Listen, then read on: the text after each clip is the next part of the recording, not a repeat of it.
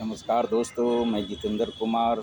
आज जो मैं topic settlements of issue and disposal of suit लिया है और ये ऑर्डर नंबर 14 के अंतर्गत हम लोग पढ़ते हैं। और ये जो हमारे सिविल सूट के अंदर जब भी कोई पार्टी फाइल करता है सिविल सूट, प्लेंटिफ फाइल करता है, डिपेंडेंट उसका WS देता है, तो उसी का मैटर जो settlement of issue and disposal of suit होता है, उसी से रिलेटेड आज मैं बात करूंगा। इस चैप्टर के अंदर चैप्टर नंबर 9 बोलते हैं, झाबाला के अंतर्गत, और जो सेमेस्टर 5 में बच्चे होते हैं उनको ये पढ़ना जरूरी होता है। अब इस चैप्टर को हम लोगों ने दो भाग में बांट दिया है। Settlement of issue and disposal of suit order 14, जिसको हम बोलते हैं can be divided into 2 parts. और इसी को 2 पार्ट्स में लोग पहला पार्ट जिसको बोलते हैं सेटलमेंट ऑफ इशू, जिसको हम बोलते हैं सेटलमेंट ऑफ इशू, और सेटलमेंट ऑफ इशू है तो इसको ऑर्डर हम लोग 14 के अंतर्गत पढ़ते हैं। और दूसरा बोलते हैं disposal of suits eight first hearing, order 15 के अंतर्गत हम लोग पढ़ते हैं। कोई भी डिस्पोजल ऑफ सूट हो सकता है फर्स्ट हियरिंग में, तो उसको ऑर्डर ऑफ सूट, ऑर्डर जिसको हम बोलते हैं ऑर्डर 15 के अंतर्गत हम लोग इसको पढ़ते हैं। और इसमें सेटलमेंट ऑफ इशू पहला पॉइंट बोलते हैं सेटलमेंट ऑफ इशू ऑर्डर 14 को हम लोग जो पढ़ते हैं, तो इसमें बोलते हैं what is the conditions of disposal of suits in first hearing. तो ऑर्डर 14 जो हम लोग पढ़ते हैं settlement of issue in order 14, तो इन बोलते हैं and issue is said to be arise, and issue is said to arise when a material proposition of fact is affirmed by one party and denied by another party। एक party जो है बोलता है कि भाई डिनाई करता है, और एक पार्टी जो है उस फैक्ट को बताने की कोशिश करता है सिविल सूट के अंदर। तो इसी से रिलेटेड हम लोग बात कर रहे हैं। और दूसरा बोलते हैं, दूसरा पॉइंट बोलते हैं material proposition are those propositions of law fact which a plaintiff must allege in order to show a right to sue। उसका अधिकार है सूट फाइल करने का, और which a defendant must allege into the order to constitute her defense। अब इसमें सबसे अच्छी बात क्या बोलती है, every material positions affirmed by one party and denied by other party constitute a distinct and separate issue। अब इसमें तीसरे पॉइंट की जब हम लोग बात करते हैं, तो इसी में बोलते हैं settlement of issue and disposal of suit order 14 के अंतर्गत तीसरा पॉइंट बोलते हैं at the first hearing of A suit the court must after reading the plaint and the written statement and after such examination of the party as may be necessary, assertion upon what position of fact or law the parties at a variance, and thereafter proceed to from and record the issue on which the correct discretion to the case appears to be depend। अब पहली point जो हम लोगों ने, अब इसमें हम case लेते हैं, केस लेते हो कमलेश बारान वर्सेज सुब्बा राव, AIR 1968 की बात, 63 की बात है, सुप्रीम कोर्ट में 884 केस नंबर था। अब इसमें बोलते हैं इशू ऑफ टू काइंड्स, दो तरीके के इशू हो सकते हैं, इशू ऑफ फैक्ट और इशू ऑफ लॉ, दो तरीके के हम लोग इसमें बोलते हैं। सेटलमेंट वाले मैटर में हम लोग बोल सकते हैं issue of two kinds, issue of fact and पहला सेकंड बोलते हैं इशू ऑफ लॉ। अब इसमें रूल नंबर 2 में बताता है provided that if both issue of law and issue of fact arises in the same suit and the court is of the opinion that the case can be disposed of only on the issue of law, और हम लोग बोलते it may be by such an issue first, पहले इसमें issue देखा जाएगा। If the issue is related to the jurisdiction of the court, issue जो है जुडिक्शन के अंतर्गत आता है कि नहीं। दूसरा पॉइंट बोलते हैं a bar to suit created by any law और the time being in force. अब इसी के लिए हम लोग जो बोलते हैं, जो मटेरियल जो हम लोग बोल सकते हैं इशू के बाद जो इम्पोर्टेंट पॉइंट जिसको बोलते हैं material from which the court frame the issue may be all any of the following. पहला पॉइंट बोलते हैं allegation made on the oath by the parties leaders of such party. ये परमिशन जो शपथ जो दिया गया है जिसको एफिडेविट बोलते हैं, पार्टी ए के द्वारा दिया गया है, ठीक है। Allegation made on oath by the party or pleader of such party. दूसरा पॉइंट बोलते हैं allegation made in the pleading or answer to interrogatory decision in the suit. तीसरा बोलते हैं the event of document proceeded by either party, document by either party. अब इसमें हम document की बात करते हैं तो पहला बोलते हैं agreement on the settlement of claim bye mutually framing issue. तो अब इसमें बोलते हैं कि पहला पॉइंट हम agreement on settlement of claim bye mutually framing the issue. हो सकता है दोनों पार्टी म्यूचुअली एग्री होकर के अपने प्रॉब्लम को सॉल्व कर ले। पहला पॉइंट कहते हैं sum money specified in the agreement to be as certain by the court. दूसरा पॉइंट बोलते हैं some property specialise in the agreement and in dispute in the suit shall be delivered by one of the party to the other of that। तीसरा point में बोलते हैं one or more of the party shall do.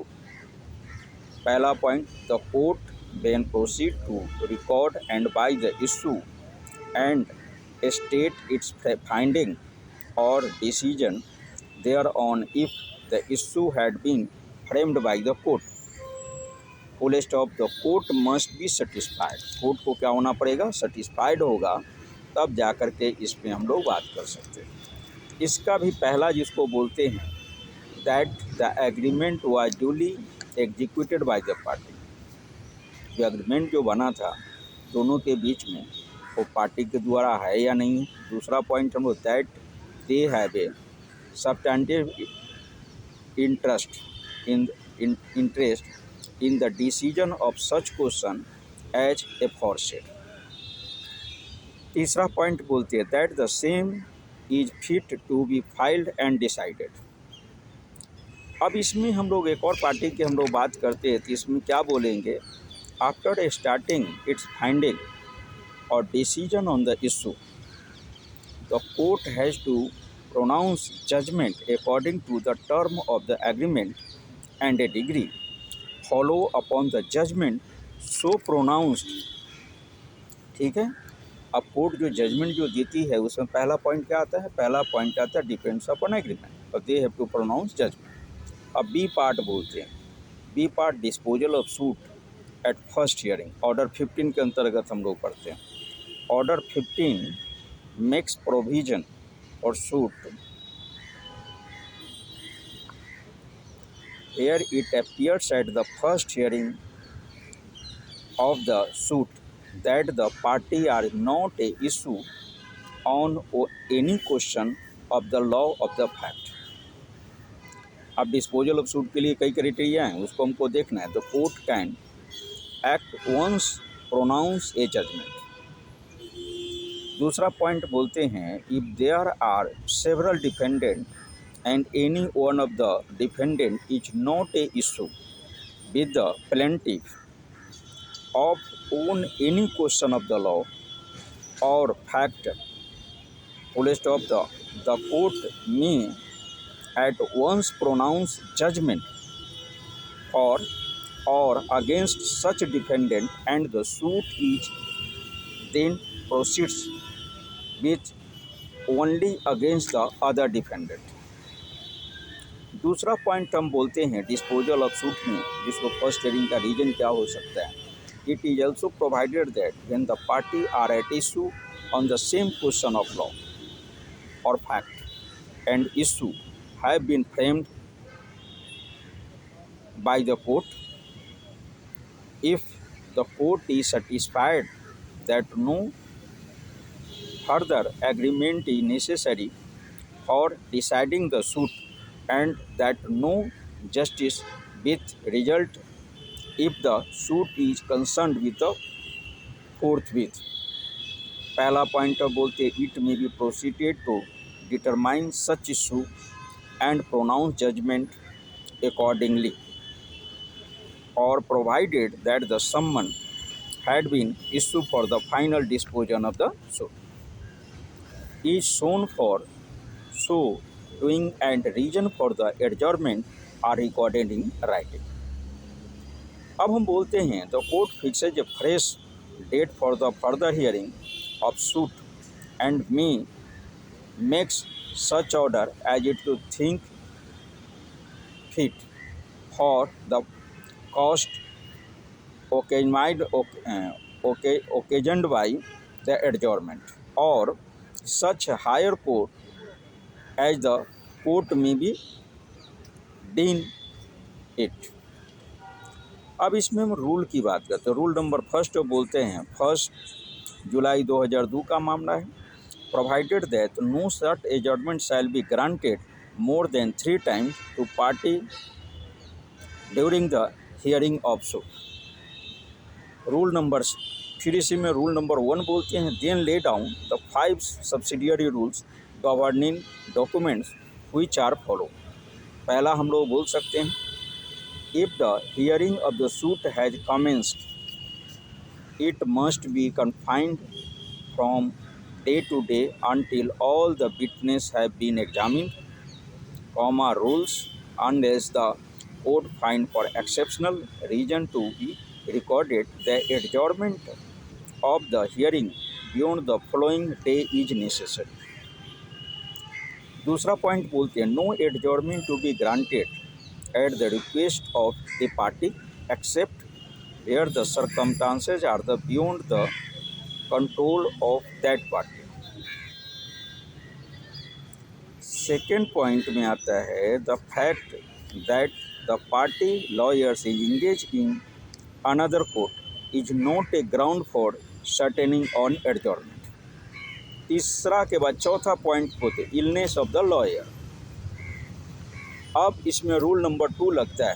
Rule number 2 कहता है if on the adjournment day the party or any of them fail to appears the court may proceed to disposes of the suit in any mode provides by the order 15। और हम rule number 3 बोलते finally if any party to suit to whom times has been given for to produce his evidence or to cause the attendance of his witness।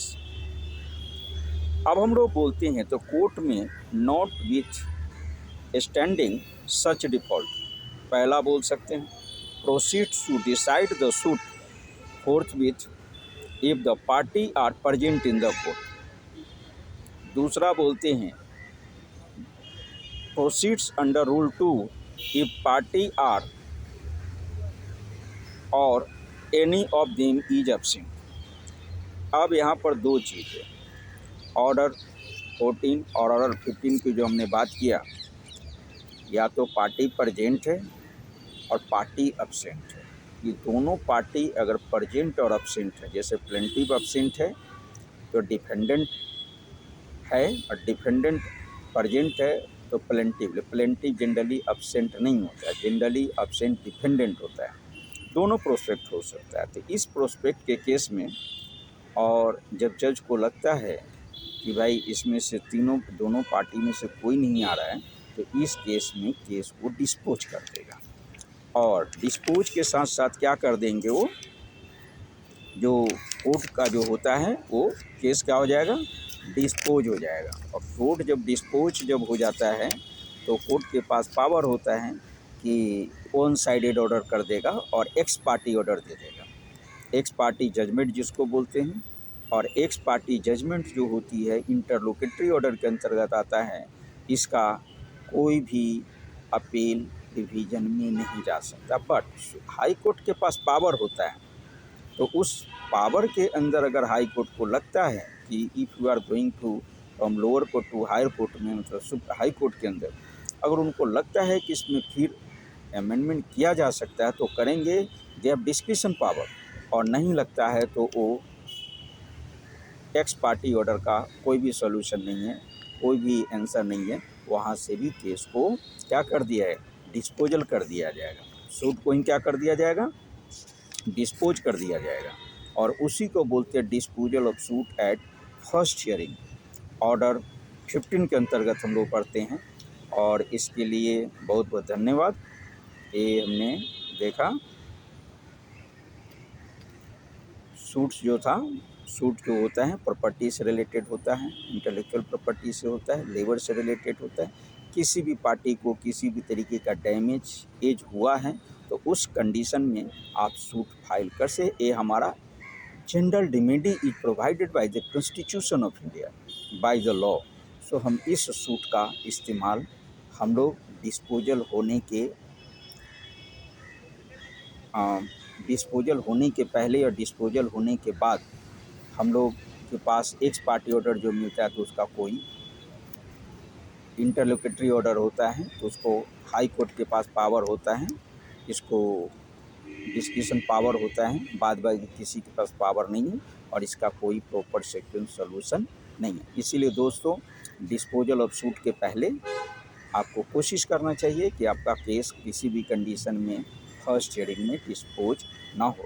Thank you so much. इसको watch कीजिए, view दीजिए, सुनिए और enjoy कीजिए। और ये जो legal knowledge जो है सूट से रिलेटेड जो आज हमने दिया है, डिस्पोजल ऑफ सूट क्या बोलते हैं, disposal of suit in first hearing, और क्या बोलते हैं disposal of suits in first hearing, और इसको बोलते हैं settlement of issue and disposal of suit. Order 15 का जानकारी दिया है, इसको आप नॉलेज लीजिए और इसको enjoy. Thank you so much my dear student और माय डियर लॉयर और माय डियर जो लिसनर है, इसको watching. Thank you for watching and giving क्या बोलते हैं व्यू और like. Thank you so much.